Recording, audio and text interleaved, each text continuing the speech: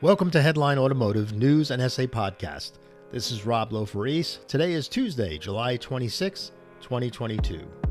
In this week's podcast, we'll discuss the evolution of electric vehicles. In 1900, Ferdinand Porsche created the first electric car that was recharged by a small gasoline engine. It was very similar to the Chevy Volt that we'll talk about later on. The Porsche was powered by two electric motors smartly mounted directly to its front wheels and a rack of heavy lead batteries. In its pioneering days, electric cars were heavy, slow, short-ranged, and somewhat targeted to female drivers, whose image of wealthy elegance and weakness was better matched to a push button rather than a hand crank. Additionally, car buyers, who were mostly all men, preferred the smell and the exhaust of a gas engine over that of a silent electric motor. In other words, the Great Gatsby never owned an electric car. Fast forward throughout the years, there were many attempts to create an electric car for everyday use.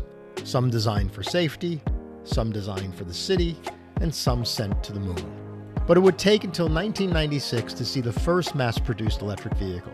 The EV1 was GM's response to the California Air Resources Board to build electric cars. From 1996 to 1999, GM built 1,100 EV1s exclusively for California. The lead battery EV1 had a range of 55 miles, and the nickel battery edition doubled that distance. Hand-selected lease owners had to promise to return their EV1 to General Motors, and later all were crushed. There is one, however, at the Smithsonian, if you're ever in DC. Honda also built 340 electric vehicles called the EV Plus, based off the Civic car line, but GM got most of the attention back then.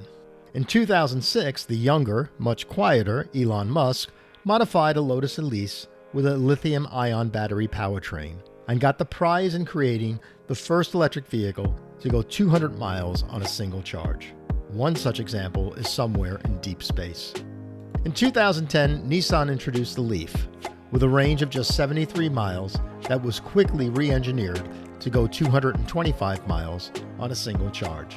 The Leaf was the best-selling electric vehicle on the planet, with over 500,000 sold.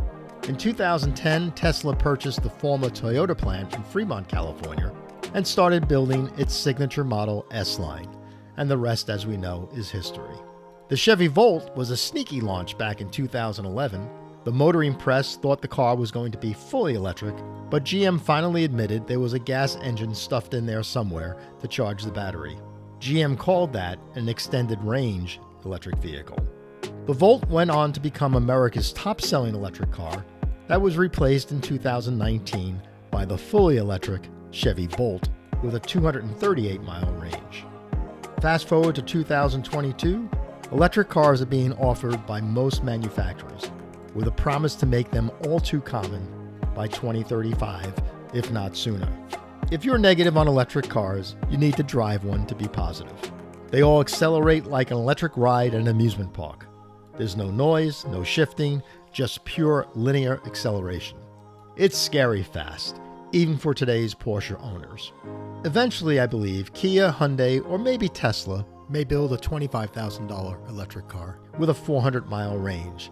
Till such time arrives, I'll continue to drive my 2006 Toyota Yaris. Powered by its bulletproof 1.5-liter four-cylinder engine, it gets me 44 miles to the gallon or 440 miles on a single charge of, well, you guessed it, gasoline. This is Robb LoForese. Thanks for listening.